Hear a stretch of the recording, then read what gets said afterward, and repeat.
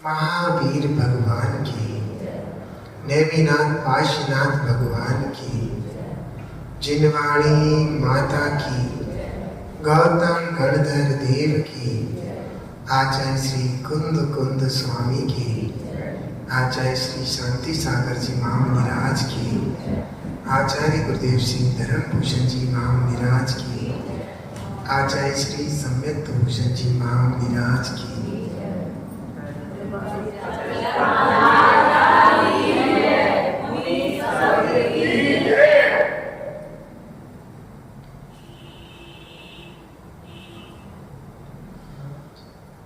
भव्य आगमन, आपका प्रश्न उत्तम है। आपका कहना है कि जो झूठे हैं, फरेब हैं, हिंसक हैं, हमेशा दूसरों का बुरा करने वाले हैं, ऐसे लोगों के घर, मकान, गाड़ियां, पैसा, वैभव, फैक्ट्रियां सब दिखाई देता है। परंतु जो अहिंसावादी हैं, जैन धर्म का अनुपालन कर रहे हैं, उनके घर कुछ ऐसा दिखता है। कहीं बेरोजगारी की समस्याएं हैं, कहीं बीमारियां हैं, आदि ये कुछ कमती दिखाई देता है। तो मन में संशय उत्पन्न होता है कि ऐसा क्यों? क्या धर्म में शक्ति नहीं है? ऐसा आपका प्रश्न है। देखो भव्य आगमन, इस भाव में पैसा, रुपया, धन संपत्ति, गाड़ी, मकान आदि होना एक पूर्व में किए हुए पुण्य का फल है। जिन जीवों ने पूर्व में कुछ पुण्य किया, उसकी वजह से इस भाव में उनको ये सब कुछ मिल रहा है। अगर वे झूठ, फरेब, हिंसा आदि छोड़ दें, तब भी उनको प्राप्त होगा ही, क्योंकि पूर्व का पुण्य फलित हुआ है। लेकिन वे बेचारे इस कार्य से अनभिज्ञ हैं, वे अज्ञानी हैं। उन्हें नहीं मालूम है कि उनका तीव्र पुण्य है, जो धन, पैसा आदि उनका बढ़ेगा ही बढ़ेगा। लेकिन फिर भी मायाचारी, हिंसा, झूठ, फरेब, अनेकों प्रकार के कुकर्म करके वे पैसा कमा रहे हैं। इसमें पूर्व का पुण्य ही निमित्त है, इसलिए उनके पैसा बढ़ रहा है। लेकिन इसी पर्याय के अंतिम क्षणों में ऐसे लोगों को देखा जाता है, बुरी मौत मरते हैं। अंतिम समय उनके बच्चे पूछते नहीं हैं, लाते मारते हैं। अंत समय में उन्हें कोई देखने सीखने वाला नहीं है। बुरी हालत में अनेकों लोग मरते दिखाई देते हैं ऐसे कार्य में, क्योंकि शायद उनका पाप का उदय इसी भाव में शुरू हो गया। ऐसा उनके जीवन में देखने को मिलता है। ये तो बात हुई उनकी। साथ ही साथ उनका जो उन्होंने पाप कर्म अपनाया है, जो उन्होंने पाप कर्म किया है, वो अगले भाव में उन्हें नरक, त्रियंच जैसी भयानक दुर्गति को दिखाएगा। अब रही बात उनकी जो अहिंसक है, जैन है, तीर्थंकर के उपदेश के अनुसार अपने जीवनचर्या चला रहे हैं, कभी किसी का बुरा नहीं करते। निश्चित रूप से ऐसे सब तो नहीं है कि जो गरीब हो, बेरोजगार हो, ऐसे सब तो नहीं है। इनमें अधिकतर लोग पैसे वाले और सब कुछ देखा जाता है, क्योंकि पूर्व में भी इन्होंने पुण्य कमाया और वर्तमान में पुण्य इकट्ठा करके वर्तमान को भी अच्छा बना रहे हैं और भविष्य भी उनका अच्छा होगा। लेकिन हाँ, कुछ लोग ऐसे हैं जिन्होंने पूर्व में पाप कर्म किए थे, उनके उदय से वर्तमान में बेरोजगारी, बीमारी, शादी विवाह न होना आदि अनेक उपलब्धियां देखी जाती हैं जो उनके दुख का कारण बनती है। लेकिन वर्तमान में वे लोग विचलित ना हो, सच्चे देव शास्त्र गुरु की आराधना तत्पर रूप से करते रहे। हो सकता है इसी भाव में उनके पुत्र या नाती पोतों के द्वारा वैभव बढ़ता हुआ दिखाई देगा और उनका जीवन भी सुंदर और पवित्र होगा और अगले भाव में तो वे निश्चित ही सदगति को प्राप्त होंगे। एक छोटा सा दृष्टांत, एक अम्मा बाबा थे, भिंड जिले की बात है, हमारी ही रिश्तेदारी में थे। बाबा जी कचौड़ी का काम करते थे और स्कूल के सामने कचौड़ी की दुकान लगा लेते थे। बहुत सीधे थे। कुछ बच्चे बिना पैसे दिए कर कचौड़ी ले जाते थे और पैसे भी नहीं देते थे, इसलिए वो ज़्यादा पैसे नहीं कमा पाते थे। लेकिन अम्मा प्रतिदिन अपने बच्चों का पालन पोषण करने के लिए अपने दोनों हाथों में ऐसे करके दो दूध की बाल्टी टांग करके घरों घरों जा करके दूध बेचा करती थी। जैन परिवार था और अपने बच्चों का लालन पालन करती थी। मैंने अपनी आंखों के सामने देखा था। अब वो जैसे तैसे करके उनका पुत्र दिल्ली आ गया, 25 गज जगह खरीदी। इतना पैसा भी नहीं था कि उस जगह जो बनाई थी उस पर पलस्तर भी कर दे। मैंने उनका बेटा जो है हमारा मित्र था, तो हमने वो मित्र कैसे बना कि हम मंदिर जाकर के स्वाध्याय वगैरह करते थे। हम कुछ अच्छे दिखते थे, इसलिए उनके पिता ने मेरे से अपने बेटे की शिकायत की, बेटा मेरा पुत्र बिगड़ रहा है, घर में बेरोजगारी है और वो जो है प्रतिदिन वीडियो गेम खेलने जाता है, बिना मतलब का पैसा बर्बाद करता है। बेटा तुम उसको अपने साथ लगाकर उसको अच्छा बना लो ना। तो हम 2 मित्र पहले से थे जो अभी वर्तमान में अनुमान सागर जी नाम से हैं और एक मैं, तो दोनों मुनिराज बन गए। लेकिन वो जो मित्र था, हम दोनों ने प्रयास किया और उसको वीडियो गेम की दुकान पे जाकर के पकड़ा, उसके मंदिर ले जाके उसको धर्म सिखाया। धीरे धीरे वो सुधर गया और उसने अपने जीवन को अच्छा बना लिया। मेरे देखते देखते उसने दिन रात मेहनत की और वह उस शिखर पर पहुंचा कि करोड़ों का मालिक बन गया कुछ ही दिनों में। ये मेरे आंखों सामने की घटना है। वही दादी मैंने जो देखी थी, वह दादी बड़ी खुश थी कि हमारे घर आज सब कुछ है। जब मैंने ब्रह्मचारी आदि व्रत लिया तो दादी ने अपने घर पर मुझे भोजन कराया। जब मैं मुनि बना, हाँ, वो दादी हमारे साथ संबित शिखर भी गई थी। संबित शिखर से जब हम वापस आए थे तो हमारे पैरों में दर्द था। उन दादी ने हमारे पैरों की मालिश और अपने पोते के पैरों की मालिश भी की थी। उसके बाद जब मैं मुनिराज बना तो उन्हें बहुत खुशी हुई थी। और जब मैं हस्तिनापुर में विराजमान था, जब उनका अंतिम समय चल रहा था, तो शाम के समय उन्होंने अपने पुत्र से बोला कि बेटा मुझे अपने महाराज जी के चरणों में जाना है, मेरे समय का कोई भरोसा नहीं है। उनके पुत्र ने कहा अभी रात के 8-9 बज रहे हैं, सुबह ही सुबह निकल जाएंगे अम्मा और सुबह ही सुबह हस्तिनापुर पहुंच के महाराज जी के दर्शन हो जाएंगे। लेकिन पुत्र को क्या पता था, अम्मा तो सुबह 4 बजे ही अपना नमोकार मंत्र पढ़ते पढ़ते प्राणों का त्याग कर देती है। तो ऐसा नहीं है कि धर्मात्मा लोग गरीब होते हैं, ये सब पूर्व के पुण्य पाप का फल है।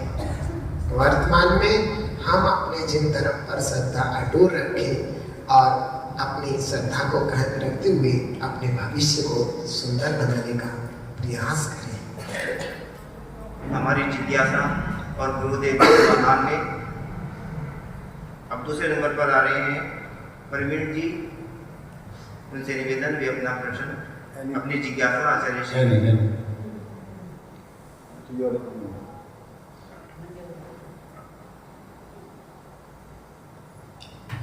नमस्ते। मेरा प्रश्न यह है गुरुदेव, अब तक हमने जो शांति धारा की है वो भगवान के शीश पे की है। हम रानीराम गए थे, वहाँ महाराज श्री थे, उन्होंने कहा कि शांति धारा चरणों में करनी चाहिए।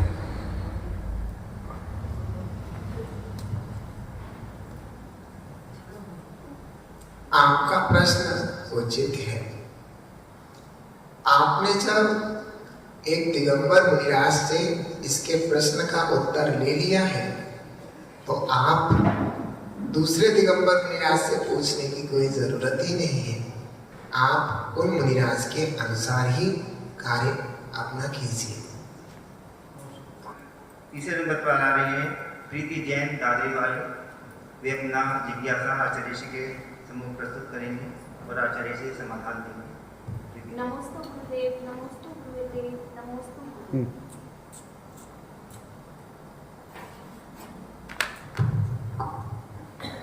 महाराज जी, मेरी ये शंका है कि जैसे वर्तमान समय में क्या गुरु और देव के प्रति अटूट श्रद्धा भक्ति उतनी ही हो सकती है जैसे पूर्व में हमारी सतियों के थी?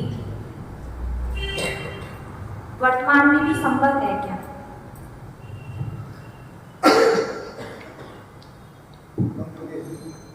पहले तो शंका शब्द मिथ्यात्व का पोषक होता है। शंका ना बोल करके जिज्ञासा बोले, अच्छी बात है। आपका प्रश्न अति उत्तम है। हाँ, सम्यक दृष्टि जीवों को अपने देव शास्त्र गुरु पर पूर्व की तरह ही पूर्ण श्रद्धा होती है। उनकी श्रद्धा कभी डगमगाती नहीं है। चाहे वे गरीब हो, चाहे अमीर हो, चाहे दुख में हो, चाहे तकलीफ में हो, किसी भी अवस्था में हो, अपने वीतरागी देव ऋगंत गुरु और माँ जिलवाणी के चरणों में उसी सम्मित के साथ दृढ़ आस्थावान होते हैं सम्यक दृष्टि जीव।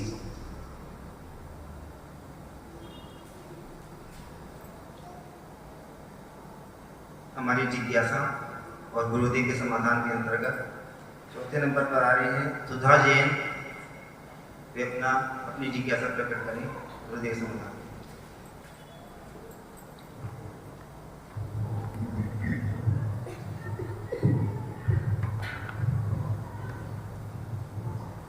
नमोस्तु गुरुदेव, नमोस्तु गुरुदेव, नमोस्तु गुरुदेव। गुरुदेव, मेरा प्रश्न है कि हमने अनेक भोग धारण किए हैं, उसमें पता नहीं हमने कितने पाप कर्म किए हैं या कैसे कर्म किए हैं, लेकिन जो ये हम मनुष्य गति में आए हैं, एक यही गति ऐसी है कि जिससे हम छुटकारा पा सकते हैं जो हमने बुरे कर्म किए हैं। तो कब तक कर्म ये काट सकते हैं, इसका थोड़ा सा। आपका प्रश्न अति उत्तम है।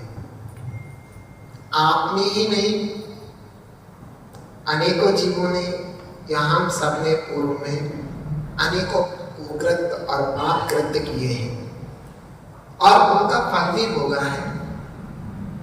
कुकृत्यों का फल भोगते भोगते आज हम इस पंचम काल में, दुखम काल में जैन कुल में पैदा हो गए हैं। और जैन कुल में पैदा होने के उपरांत अब मेरा जीवन जैसा चल रहा है, आपका जीवन जैसा चल रहा है, आपके सामने है। लेकिन क्या इतना ही उचित है?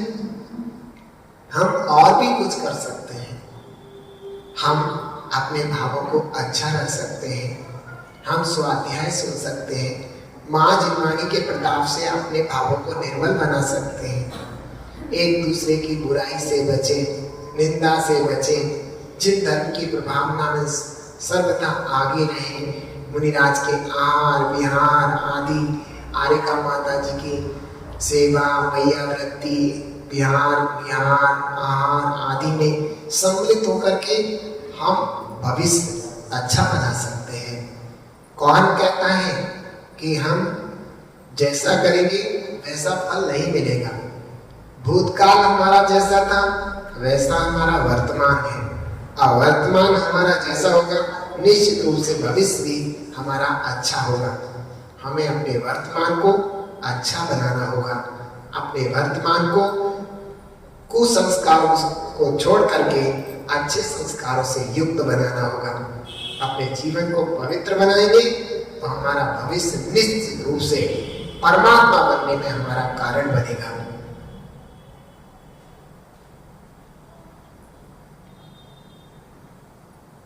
हमारी जिज्ञासा गुरुदेव के समाधान के अंतर्गत 5वें नंबर पर आ रहे हैं स्नेहलता जैन।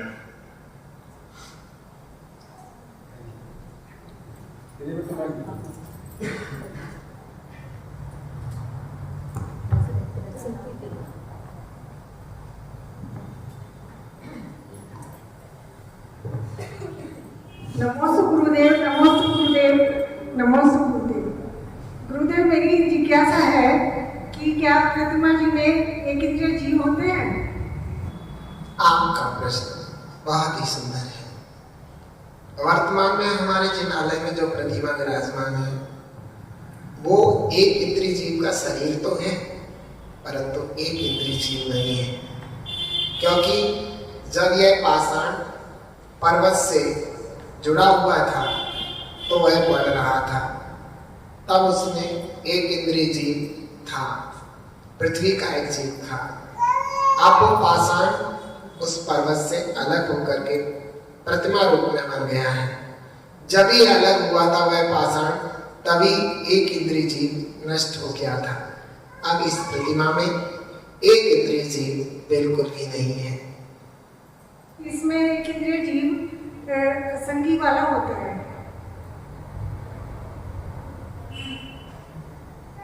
ऐसे नहीं था?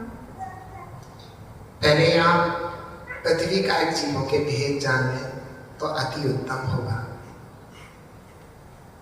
सामान्य पृथ्वी जीव, पृथ्वी कायक और पृथ्वी काय, ये 4 तरीके से जीव होते हैं। सामान्य पृथ्वी को पृथ्वी कहते हैं, और पृथ्वी जीव उसे कहते हैं जो अभी अभी कहीं से मरकर पृथ्वी कायक जीव में जन्म लेने वाला है। और उसके बाद मैंने पृथ्वी कायक जीव बोला था। पृथ्वी कायक जीव वे होते हैं जो जिनमें अभी जीव हैं। पृथ्वी कायक जिसमें जैसे पर्वत, पृथ्वी आदि में जो जीव अभी हैं उन्हें पृथ्वी कायक जीव कहते हैं। अगला है पृथ्वी काय, क्योंकि उस पृथ्वी कायक जीव का मात्र शरीर रह गया है, अब उसमें जीव नहीं है। यही जिनवाणी में लिखा होगा, आपने ठीक से पढ़ा नहीं है इसलिए आप विचलित हो रहे हैं। एक बार अच्छे से देख लेना। ठीक है, कहती हूँ कि जैसे मानस संघ या कहीं भी मंदिर की शिलान्यास होता है तो उसमें कोई पैसे रखता है, कोई पुष्प रखता है, कोई चांदी रखता है, कोई सोना रखता है, तो उसका क्या महत्व है? आपका प्रश्न अति उत्तम है। जहाँ कहीं भी वेदी शिलान्यास होता है, जहाँ पर भगवान की प्रतिमा विराजमान होनी है या जहाँ पर मंदिर बनना है, तो वहाँ पर जब भूमि शिलान्यास होता है तो हम लोग उत्तम वस्तु रखते हैं, रतन, सोने की चीजें, चांदी की चीजें। इससे क्या होता है, इन चीजों से वो धरती ऊर्जावान हो जाती है, वो धरती का प्रभाव बढ़ जाता है। साथ के साथ पारा आदि भी डालते हैं, वहाँ धरती इतनी पॉजिटिव हो जाती है, इतनी धनात्मक हो जाती है कि उसकी ऊर्जा कई गुना बढ़ जाती है। इसलिए हम उत्तम वस्तु जमीन के अंदर डालते हैं जिससे हमारे मंदिर की और वेदी की ऊर्जा अधिक बढ़ जाए।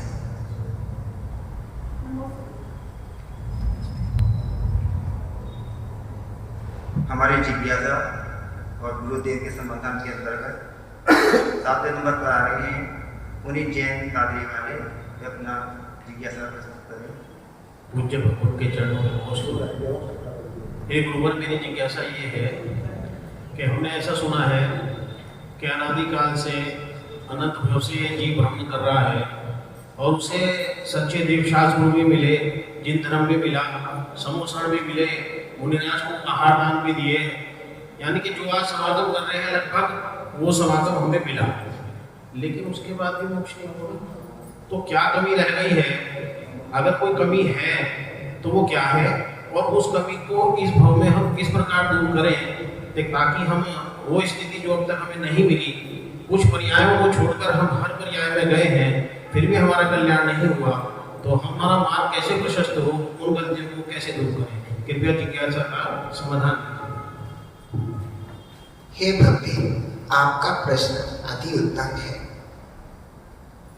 भव्य जीवों के प्रश्न इसी प्रकार के हुआ करते हैं, क्योंकि उनको अपने अंदर बड़ी बेचैनी लगी होती है कि हम भगवान कब बने। संसार उन्हें असार दिखता है, केले के थम के समान निस्सार दिखता है। संसार उन्हें कांटों की चुभन लगता है। इसलिए वे अपने गुरुओं के निकट ऐसे प्रश्नों को रखकर उसका समाधान पाना चाहते हैं। उसी में आप एक हैं। आपका प्रश्न अति उत्तम है। हे भव्य जी, हम अनेक समय से मुनिराजों के पास जाना, बैठना, धर्म चर्चा सुनना, पूजन पाठ अभिषेक सुनना करना, गुरुओं के प्रवचन सुनना, आहार विहार कराना, उनकी भक्ति आराधना करना, ये सब कुछ करते हैं, लेकिन फिर भी मन उस तरीके से नहीं हो पाता जो होना चाहिए। हर चीज की अपनी अपनी शक्ति होती है, हम पूर्णतः शक्ति का प्रयोग नहीं कर पाते, इसलिए हम आगे बढ़ने से पीछे रह जाते हैं। हर जीव को अपने पुरुषार्थ को अपनी पूर्ण शक्ति के अनुसार करना चाहिए। जब हम अपने पुरुषार्थ को पूर्ण शक्ति के अनुसार करेंगे तो हमारे भाव उज्जवल और निर्मल हो जाएंगे। कभी कभी पुत्र क्या होता है कि हम ये सब क्रियाएं करते हैं, सब कर रहे हैं, लेकिन हमारे मन शुद्ध नहीं हो पाते, हमारी भावनाएं पवित्र नहीं हो पाती। पूजन अभिषेक करते समय भी हमारे मन में दुर्भावनाएं आ जाती हैं। हमारा मन वीतरागी देव के अलावा कहीं और चला जाता है, कुछ और विचार चलने लगता है। आहार में भी हम इधर उधर की बातें करने लगते हैं, हम कुछ सोचने लगते हैं, कुछ करने लगते हैं, इसलिए हमारे भावों में निर्मलता नहीं रहती। हमारे जिन धर्म में कहा है कि हमें मन वचन काय को एकाग्र करके हर कार्य करना चाहिए, चाहे वो अभिषेक की क्रिया हो, पूजन की क्रिया हो, गुरुओं की सेवा हो, उनके निकट बैठने का भाव हो, या अन्य अन्य बहुत सारी धार्मिक क्रियाएं। निश्चित रूप से हम अपने भावों को, अपने परिणामों को संभाल रखेंगे तो निश्चित रूप से हम उस अवस्था को प्राप्त करेंगे जिसकी मुझे तीव्र भावना और ध्यास है। आप निश्चित रूप से अपनी भावनाओं में दृढ़ रहें। एक न एक दिन आप निश्चित रूप से, हो सकता है इसी भाव में निगंत दिगंबर दीक्षा धारण करके अपने आत्मा को पवित्र करके अगले आदि भावों में मोक्ष को प्राप्त करेंगे। हमारी जिज्ञासा और गुरुदेव के समाधान के अंतर्गत 6 नंबर पर आ रही पूनम जैन अपनी जिज्ञासा लेकर के अपनी जिज्ञासा प्रकट करें। नमोस्तु गुरुदेव, नमोस्तु गुरुदेव, नमोस्तु गुरुदेव। गुरुदेव, मेरी जिज्ञासा है कि अध्ययन परमेष्टि में तीर्थंकर भगवान जो होते हैं उनके चिन्ह होते हैं, तो वो जो चिन्ह दिए जाते हैं वो देवव्रत होते हैं या उनके पूर्व जन्म से रिलेटेड होते हैं, किस तरह के? आपका प्रश्न अति उत्तम है। तीर्थंकर भगवंतों के दाहिने पैर के अंगूठे में जो चिन्ह अंकित होता है वही चिन्ह के नाम से वे तीर्थंकर जाने जाते हैं। वह चिन्ह ना तो पूर्व भाव से कोई अंकित होता है और ना ही कोई देव बनाता है, वह स्वतः ही होता है। लगभग हम लोगों के भी कुछ न कुछ चिन्ह होते हैं, इसलिए सौदर रविंद्र उनके दाहिने पैर के चिन्ह को देख करके उन तीर्थंकर की पहचान उन चिन्ह के नाम से कराता है। यही इसका औचित्य है, अन्य कोई नहीं। गुरुदेव, मेरा एक और प्रश्न है कि हम अपनी स्त्री भव से मुक्त होने के लिए क्या प्रयास करें जिससे हमारी आत्मा का कल्याण हो सके?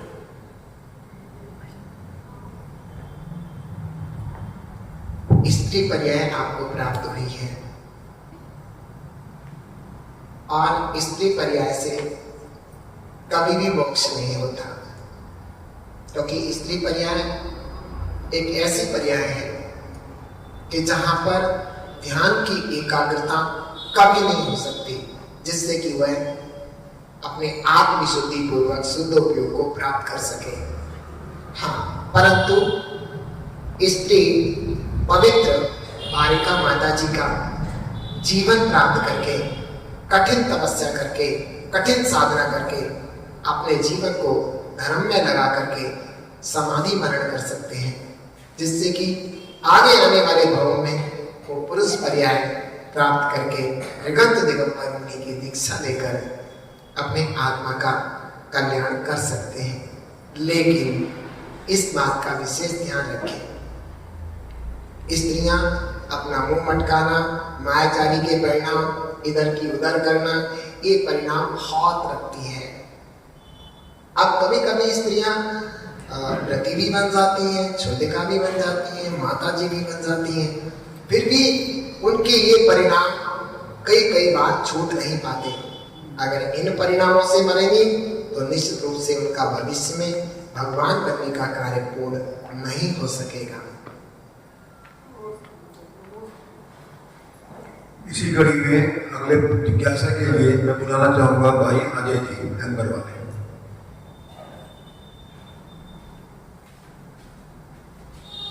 गुरुदेव नमोस्तु नमोस्तु नमोस्तु। गुरुदेव, हमारी जिज्ञासा है कि हम प्रतिदिन सुनते हैं सम्यक दर्शन धारण करो, सम्यक दर्शन धारण करो, सम्यक दर्शन धारण करो। ये सम्यक दर्शन, व्यवहार सम्यक दर्शन को निश्चय सम्यक दर्शन, कृपया इसका समाधान करें। सम्यक दर्शन है क्या चीज और उसको हम कैसे प्राप्त कर सकते हैं? हे भक्त जी, आपका प्रश्न उत्तम है।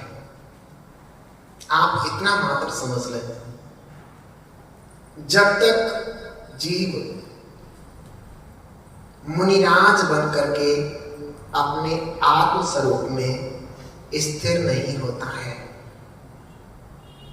निराकुल स्वभाव को प्राप्त नहीं होता है, अर्थात शुद्धोपयोग को प्राप्त नहीं होता है, तब तक उसका सम्यक दर्शन व्यवहार सम्यक दर्शन ही है।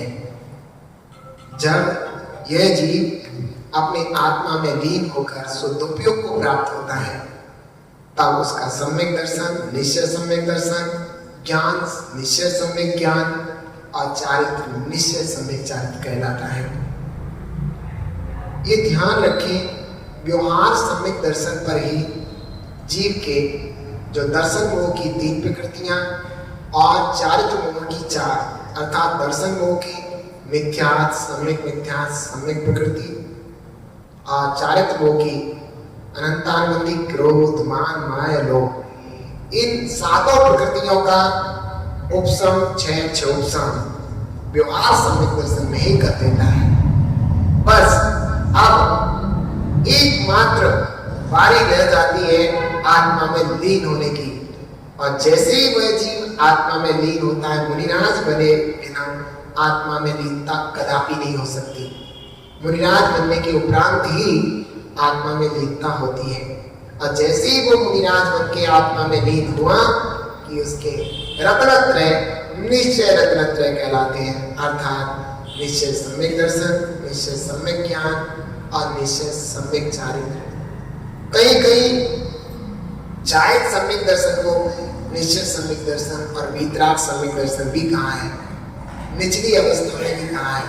तो उसका कारण यही है कि वह छायक सम्यक दर्शन निश्चित रूप से निश्चय सम्यक को और वीतराग सम्यक को प्राप्त होगा जब वे मुनिराज बन के शुद्ध उपयोग में जाएंगे। इसलिए उसको निश्चय सम्यक दर्शन और वीतराग सम्यक दर्शन कहा है। हे जिन मानी भारती कोई जपो दिन रे, जो तेरी शरणा गए सो पावे सुख चैन। या वाणी के ज्ञान से सूझे तो कालो, सो वाणी मस्तक नमो सदा देती हूँ। गुरुदास वाणी जितना